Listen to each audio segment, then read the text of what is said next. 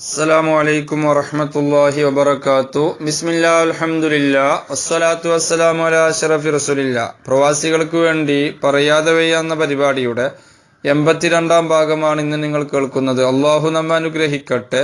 അവൻ ഇഷ്ടപ്പെട്ട പൊരുത്തപ്പെട്ട മോമിനികളിൽ മോമിനാത്തിൽ അള്ളാഹു നമ്മെ ഉൾപ്പെടുത്തട്ടെ. പരിശുദ്ധ റമളാൻ അനുകൂലമായി സാക്ഷി നിൽക്കുന്ന ഉത്തമ മോമിനികളിൽ അള്ളാഹു സാധുക്കളായി നമ്മെ ഉൾപ്പെടുത്തട്ടെ.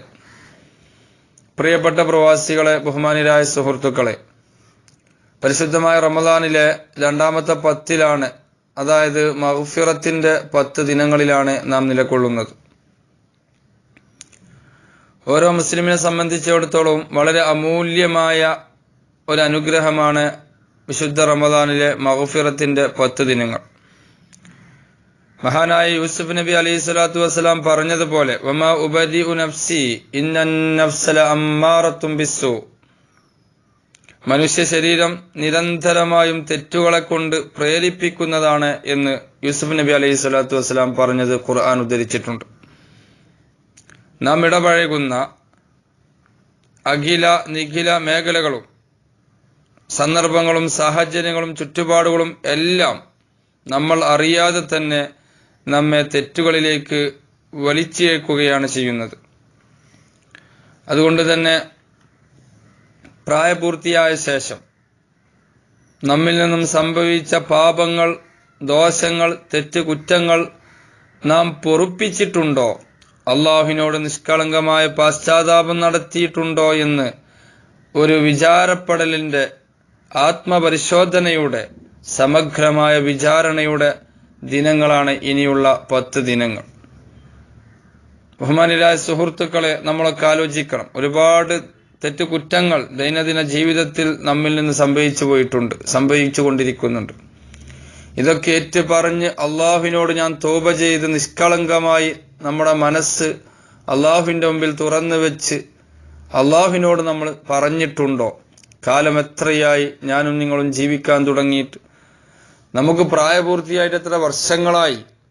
ഈ കാലയളവിൽ നമ്മൾ ചെയ്തു കൂട്ടിയ തെറ്റുകുറ്റങ്ങൾ അത് അള്ളാഹുവിന്റെ മുമ്പിൽ പറയാൻ ഏറ്റവും അനുയോജ്യമായ, അള്ളാഹു പൊറുക്കും, നിങ്ങൾ എന്നോട് ചോദിച്ചോളൂ, ഞാൻ ഉത്തരം തരാം, എന്നോട് ഇസ്തിഗ്ഫാർ നടത്തിക്കോളൂ, ഞാൻ പൊറുത്തു തരാം എന്നൊക്കെ പറഞ്ഞ നമ്മുടെ അള്ളാഹു, ആ അള്ളാഹു അതിനായിട്ട് പ്രത്യേകം 10 ദിവസങ്ങൾ ഒരു ഓഫർ തന്ന ദിനങ്ങളിൽ നമ്മളൊക്കെ നമ്മുടെ പാപങ്ങൾ പൊറുപ്പിക്കാൻ ഈ സമയം ഉപയോഗപ്പെടുത്തണം.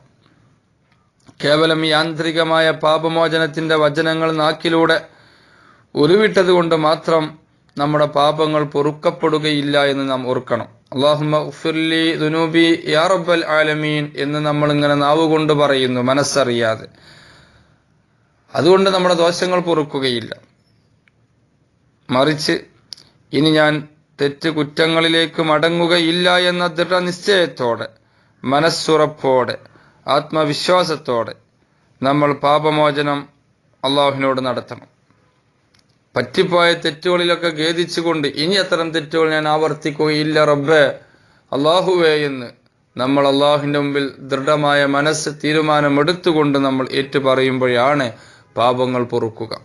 അള്ളാഹു തൗഫീഖ് ചെയ്യട്ടെ. പരിശുദ്ധ ഖുർആൻ പറയുന്നത് നോക്കൂ, വല്ലദീന ഇദാ ഫഅലു ഫാഹിശതൻ ഔ ളലമു അൻഫുസഹും ദക്കറുല്ലാഹ് ഫസ്തഗ്ഫറു ലിദുനൂബിഹിം വമൻ യഗ്ഫിറുദ്ദുനൂബ ഇല്ലല്ലാഹ് വലം യുസിറു അലാ മാ ഫഅലു വഹും യഅലമൂൻ.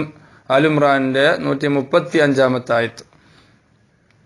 വല്ലദീന ഇദാ ഫഅലു ഫാഹിശ, നീചകൃത്യങ്ങൾ, വടക്ക് തെറ്റുകൾ ചെയ്ത മനുഷ്യർ, ഔ ളലമു അൻഫുസഹും, അല്ലെങ്കിൽ സ്വന്തത്തെ തന്നെ ദ്രോഹിച്ചതായ മനുഷ്യന്മാർ, സ്വയം ശരീരത്തോട് അക്രമം ചെയ്ത മനുഷ്യന്മാർ, ദക്കറുല്ലാഹ, തെറ്റുകുറ്റങ്ങൾ സംഭവിച്ചപ്പോൾ അപ്പോൾ തന്നെ അവർക്ക് അള്ളാഹുവിനെ ഓർമ്മ വന്നു, അള്ളാഹ് സംഭവിച്ചു പോയല്ലോ.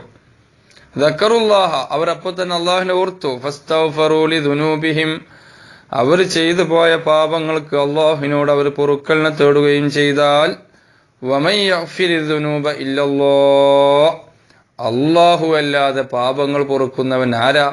അള്ളാഹ് പൊറുത്തു തരുക തന്നെ ചെയ്യും. അള്ളാഹ്ക്കല്ലേ ദോഷങ്ങൾ പൊറുക്കാൻ കഴിയുക? അള്ളാഹു പൊറുക്കും. പക്ഷേ വലം യുസിറു അലാ മാ ഫഅലു വഹും യഅലമൂൻ, തെറ്റാണ്